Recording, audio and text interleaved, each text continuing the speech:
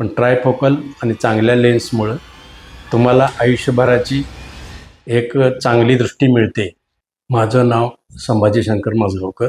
मला चष्म्याचा असा प्रॉब्लेम होता. माझा नंबर जवळजवळ 4.5-5पर्यंत गेला होता. 4-5 वर्षापूर्वी मी चष्मा करून घेतला होता. तो थोडा आता खराब झालेला, म्हणून मी चष्मा नवीन करायचा म्हणून या हॉस्पिटलमध्ये आलो. पण इथं आल्यानंतर कळालं की मला मोतीबिंदू आहे आणि त्याप्रमाणे यांनी मला तपासलं, सजेशन केलं की तुम्हाला मोतीबिंदू आहे आणि मोतीबिंदू करायचा आहे.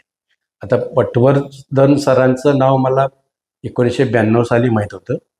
माझं सुरुवातीला डाव्याचं ऑपरेशन झालं.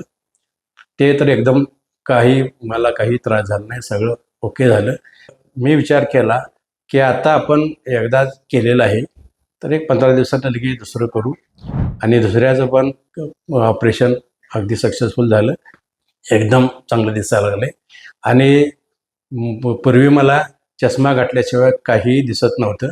आता मला काही चष्मा न घालता मी कुठलीही वर्तमानपत्र किंवा पुस्तक वाचू शकतो. मला कोणताही त्रास नाही. ट्रायफोकल बसवायला सजेशन केल्यामुळं तो माझा आणि पूर्ण डोळ्याचं चांगलं झालं.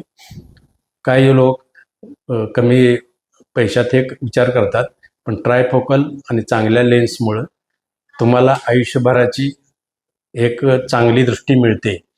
प्रसन्न आराध्याने मला जे ऑपरेशन केलं आणि मला ते ट्रायफोकल घालण्यासाठी सजेशन केलं, त्याबद्दल मी प्रसन्न आराध्य साहेबांचा आणि नंदादीप हॉस्पिटलचा आभारी आहे. थँक्यू.